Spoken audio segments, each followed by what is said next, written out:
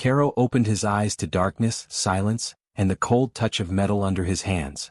For a moment he did not know where he was. Then the memory hit him like a shock. The scavenger pirates.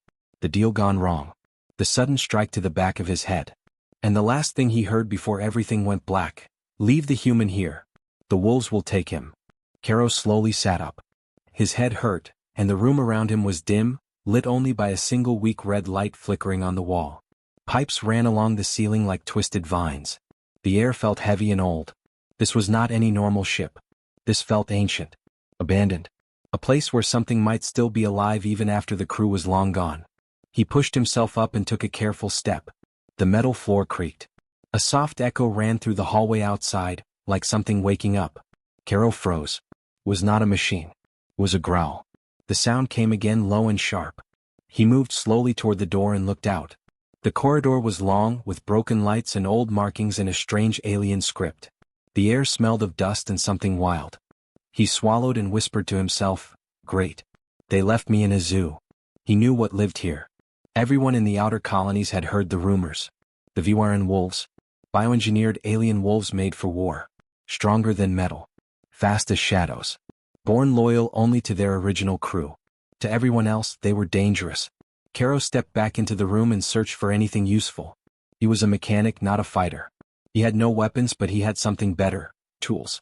Under a fallen panel he found a small toolkit. Most tools were old, but a sonic spanner still worked. He felt a bit safer holding it. The growl came again, closer this time.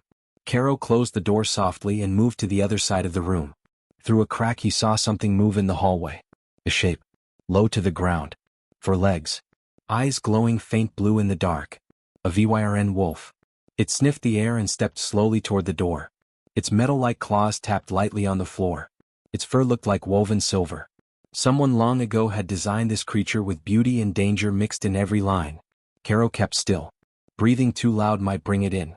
But then something unexpected happened. Another sound came behind the wolf. A soft whine. The wolf turned its head and made a gentle sound back. Caro leaned closer to the crack and saw it. A smaller creature limping behind the big wolf. A young one. Its leg dragged on the ground. The adult wolf nudged the young one and guided it forward.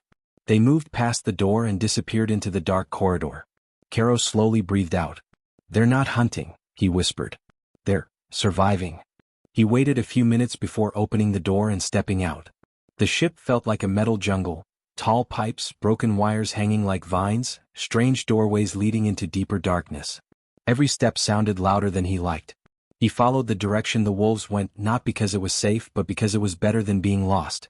The corridor opened into a large chamber with old machines everywhere. Most were dead, but some screens still blinked faint blue. Then he heard it again, another whine, weaker this time. Caro found the smaller wolf lying near a broken console. Its leg looked infected and stuck in an old metal brace. It was breathing hard, scared and in pain.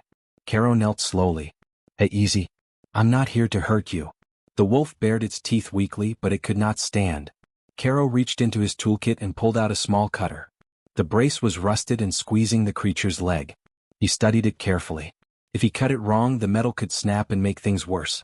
He worked slowly, talking to the creature in a calm voice even though he knew it could not understand his words. But maybe it could feel his tone. The creature watched him, eyes wide, breathing fast. The cutter sliced through the old brace. Caro gently pulled it away. The wolf cried out softly. Sorry, almost done," he whispered. When the brace finally fell off, the small wolf tried to move its leg. It was still weak but free. Caro tore a strip from his shirt and wrapped it around the wound. "There. Better than nothing." A heavy breath came from behind him. Caro froze and slowly turned his head. The adult wolf, the pack leader no doubt, stood just a few feet away. Its eyes glowed brighter now. It stared at him, studying him in silence. Its size alone was enough to crush him if it wanted to. The creature looked down at the small wolf, then back at Caro. For a moment, everything was quiet. Caro did not move. The wolf could attack. It could end him in a second. Instead, it walked forward and sniffed the young one's wrapped leg. Then it looked at Caro again and gave a low sound, not angry but something else. Something like approval. Caro exhaled slowly. "You're welcome," he whispered. The leader wolf turned and walked back into the corridor, glancing once as if asking him to follow. Caro helped the smaller wolf stand. It leaned on him but managed a few steps. Together they followed the big wolf deeper into the ship's shadows. Caro did not know where they were leading him. But one thing was clear. He was no longer prey. For the first time since waking up, he felt a strange spark of hope. Maybe he could survive this metal jungle. Maybe he was not alone. Caro walked slowly behind the two wolves, one large and strong, the other small and limping. The long corridors of the alien ship hummed softly, like old metal remembering its purpose. The air felt warmer here, and the lights flickered more often, showing shadows that moved when the wolves moved. The big wolf led the way with calm steps. It did not look back much, but Caro felt the creature knew exactly where he was at all times. The smaller wolf stayed close to him, breathing softly, still weak but now able to walk. Every time it stumbled, Caro supported it with a gentle hand. He knew this creature was not just a beast. It had feelings, pain, fear, and now maybe trust? The corridor opened into a massive room that looked like a control center. Broken screens covered the walls.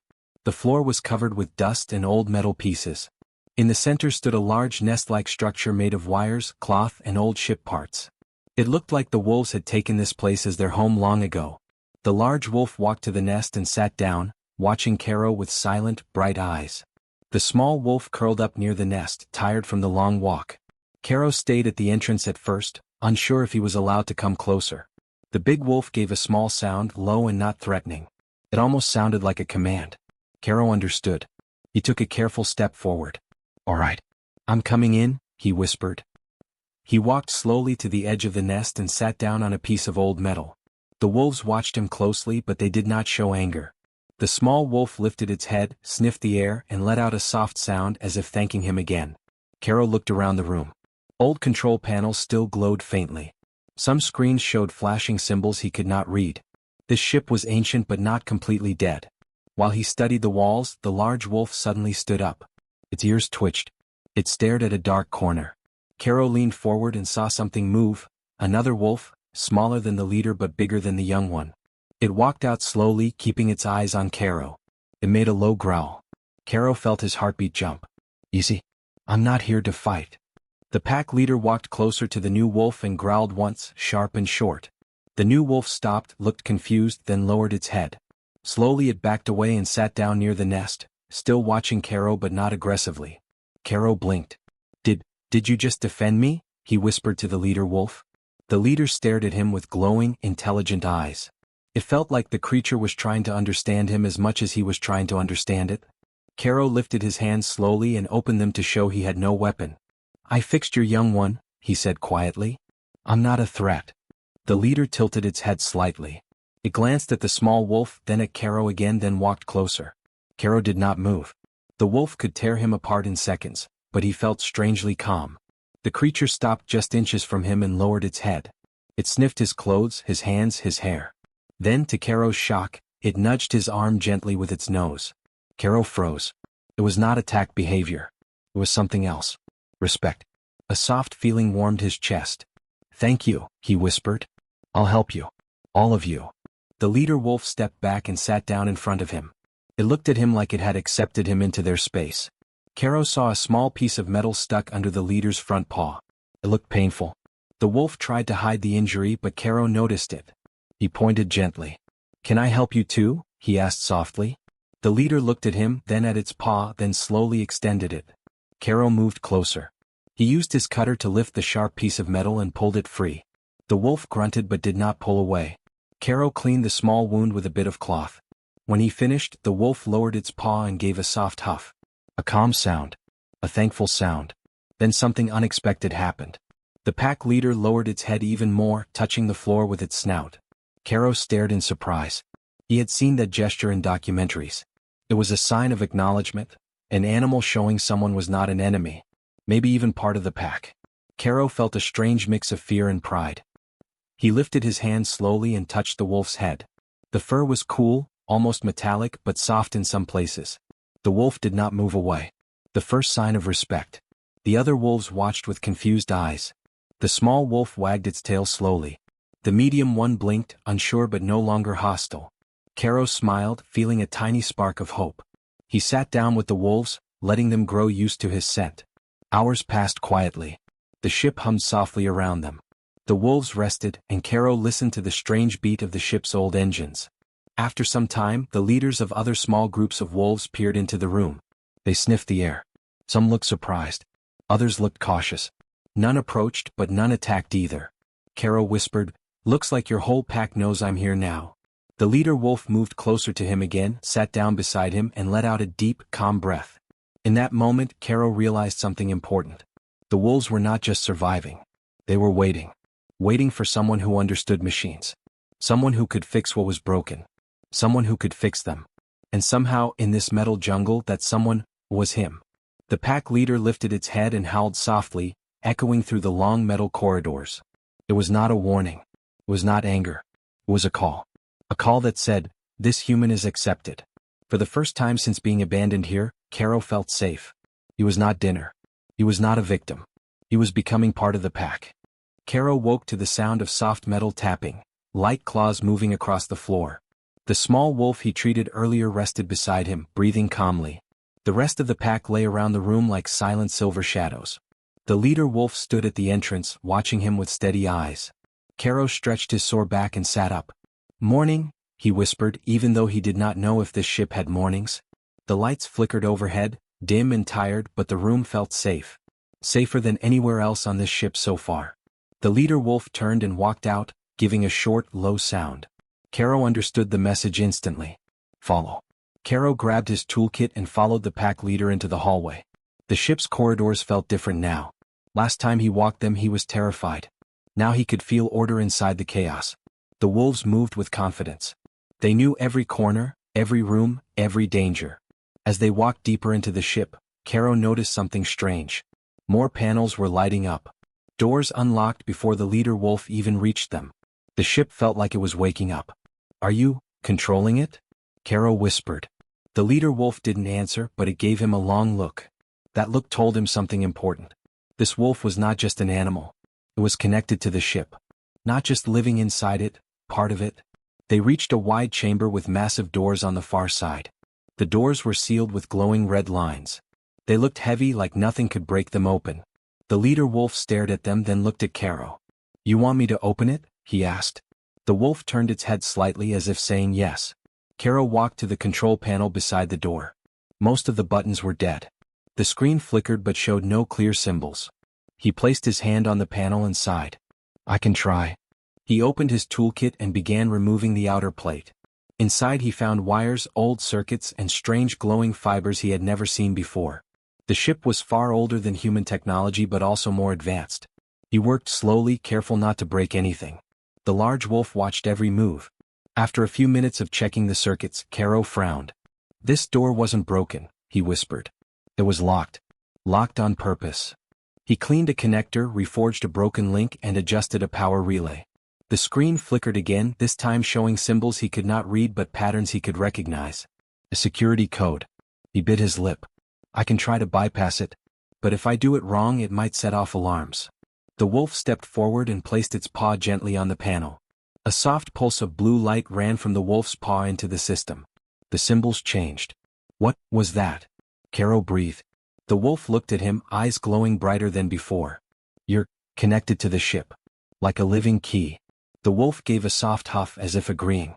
The screen changed again, showing a simple green light. The door clicked. Caro stepped back as the massive doors slowly opened. A cold wind rushed out, carrying dust and something strange, something old and metallic. Inside was a huge room filled with strange machines, capsules, and holographic projectors. Some were broken. Others still glowed faint blue. Caro walked inside slowly, feeling like he had stepped into the heart of a secret. "What is this place?" he whispered. The leader wolf walked past him and stopped near a cluster of tall cylindrical pods. Most were shattered. But one still stood, cracked but intact. Inside the cracked glass, Caro saw faded shapes of old armor, broken weapons, and he stepped closer, fossil-like remains of a creature. It looked like a wolf but also like a soldier. Something engineered.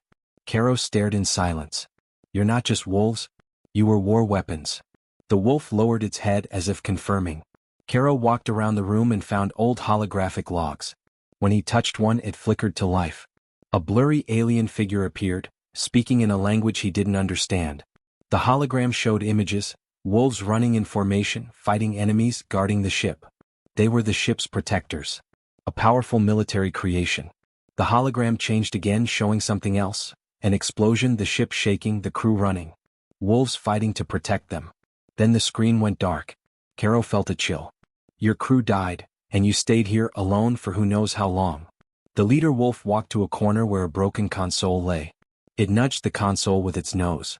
Caro opened it and found a small core, a glowing sphere, cracked but still active.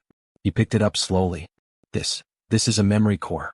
It has the ship's data, maybe even your history. The wolf stared at the core with sadness. Caro felt a heaviness in the air. The ship was not just old. It was wounded. The wolves were not just creatures. They were survivors. And now he understood why they didn't attack him. They needed someone. Someone who could fix the ship. Someone who could help them. Caro placed the core in his bag. I'll repair this. I'll repair whatever I can. I won't leave you like the others did. The leader wolf stepped forward and nudged Caro's shoulder with its head. A deep, gentle gesture of trust. The first sign of respect had happened earlier. This was something more. A sign of loyalty. Caro walked around the chamber, studying everything. There were energy conduits, power regulators, and strange machines he did not recognize. But he understood one thing clearly. The ship was not dead. It was asleep. And the wolves were its guardians. Caro couldn't help but smile a little. You and me, we have a lot of work to do.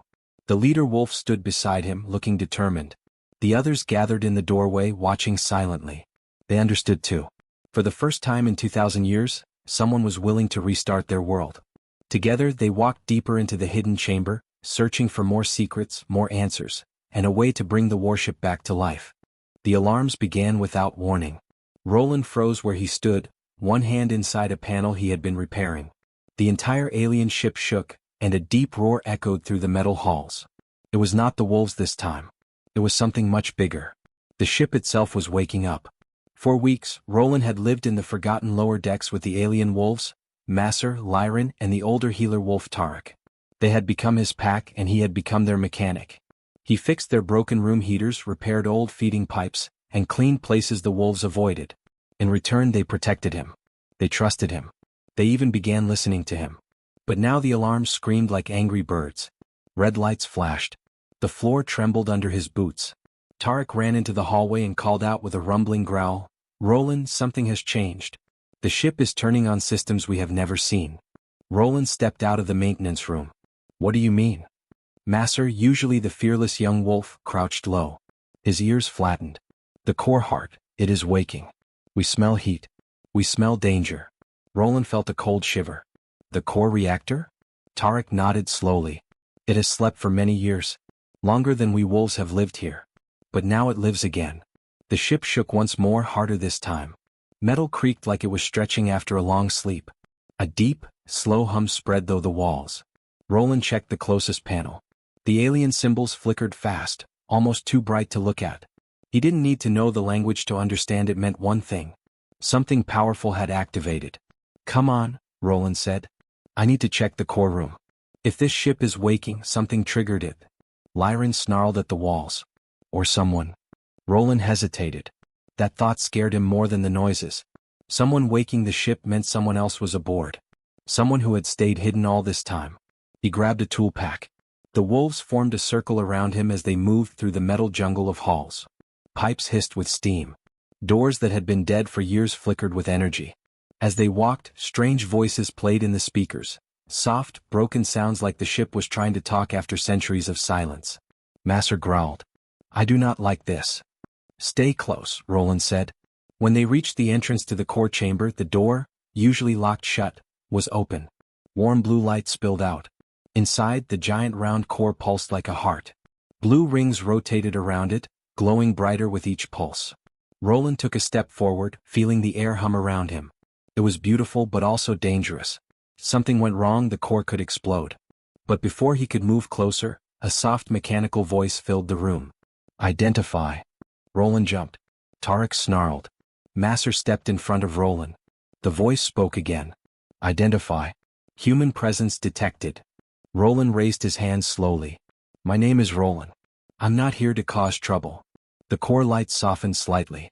The voice changed, becoming smoother. Human mechanic. You have repaired 114 damaged systems. Masser blinked. It was watching you? Roland stared at the core. You were alive this whole time? Watching me?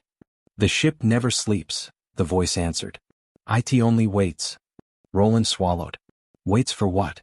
Before the ship could answer, heavy footsteps echoed behind them. The wolves spun around. Roland's heart almost stopped. A tall metal figure walked into the chamber. Its body was shaped like an armored alien warrior, but its eyes glowed blue like the core. It moved with purpose but no breath, no heartbeat. A guardian drone. Tarek's fur bristled. We thought they were dead. The drone pointed a glowing spear at Roland and the wolves. Its voice was cold. Unauthorized species detected. Threat level, uncertain. Masser stepped forward and growled. The drone's eyes flashed. Wolf-class creatures. Designation, failed experiments. Low threat. Lyran snarled loudly. Failed? We are not failures. Roland quickly raised both hands again. No. They're not enemies. They're my pack. The drone tilted its head slightly. Human mechanic shows bonds with failed creatures. Possible contamination. Roland clenched his teeth. Contamination? They saved my life. And I saved theirs. The ship's voice spoke again through the room. Human mechanic, your repairs have restored essential systems. The ship initiates awakening protocol. You will answer questions. The drone lowered its weapon slightly. Roland breathed out slowly. Okay, ask. The ship's voice echoed. Why do you repair us? You are not of our crew. Roland stepped forward. Because I didn't want to die down here. And because fixing things is what I do. It's who I am. A long silence followed. The wolves waited tensely. Then the ship said, You kept the core stable. You restored power to our heart. You protected our resources. You acted as crew. Tarek looked confused. Crew. Roland blinked. You mean, you trust me? The core pulsed brighter. Trust, 62%. Rising. Masser whispered, Is this good? Roland smiled a little. Better than 0%. But the moment of calm ended when the drone suddenly shifted its stance. Its eyes turned red. Warning, it said. Multiple life forms approaching. Unknown. Armed. The wolves growled. Roland felt his stomach twist. Who are they? He asked. The ship's voice replied. They are not registered crew. They boarded during low power state. Intent, hostile. Masser stood tall, showing sharp teeth. We fight. Roland shook his head. Not without a plan. The drone pointed toward the hallway. They come. The ship hummed stronger, lights growing brighter. The core rings spun faster. The floor vibrated with new energy. The ship was no longer waking. It was preparing. Roland looked at his pack, Masser, Lyran, Tarek, and then at the glowing core. He exhaled deeply. Then we prepared too. And as the chamber doors sealed shut behind them, the wolves formed a protective circle around Roland. The ship's deep voice whispered one final message. Partners. Roland did not know what tomorrow would bring, but he knew one thing for sure. The ship had chosen a side. And so had the wolves. The doors of the core chamber shook again as the unknown intruders hit them from the outside. Roland stood in the center with the wolves close around him. Masser growled low, ready to jump at anything. Lyran's tail stood stiff. Tarek watched the door with calm eyes, but even his fur bristled a little. The ship's voice spoke gently, almost like it could feel their fear. Enemies are preparing to breach. They carry energy cutters. They want control of the core. Roland raised his tool pack. It was not a weapon, but he held it like one. Why are they here? They want to take the ship and use its power, the ship answered. They want to control the wolves. They want to sell everything. Lyran let out a loud snarl. They will not take us. The drone standing beside Roland lifted its spear. Defensive protocol activated. Human mechanic, wolves stay behind. Roland shook his head. No. If we act alone, we fail. We survive together. The drone paused, then stepped back. The ship hummed again. It almost sounded like approval. The metal door finally broke. Sparks flew like falling stars. A sharp flash of blue light cut the air. Then the door gave way and 5 alien raiders entered. They had armor made of dark metal and helmets shaped like sharp claws. Their weapons glowed with red energy. Their leader stepped forward. He was tall, with a visor that covered his whole face.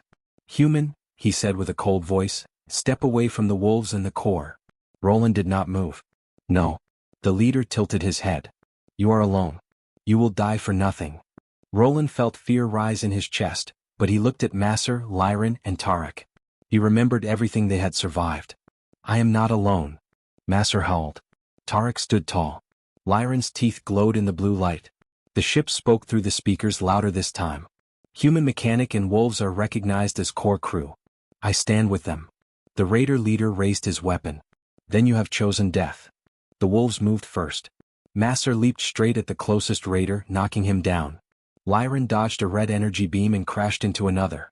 Tarek moved slow but powerful, swinging his body and breaking the raider's balance.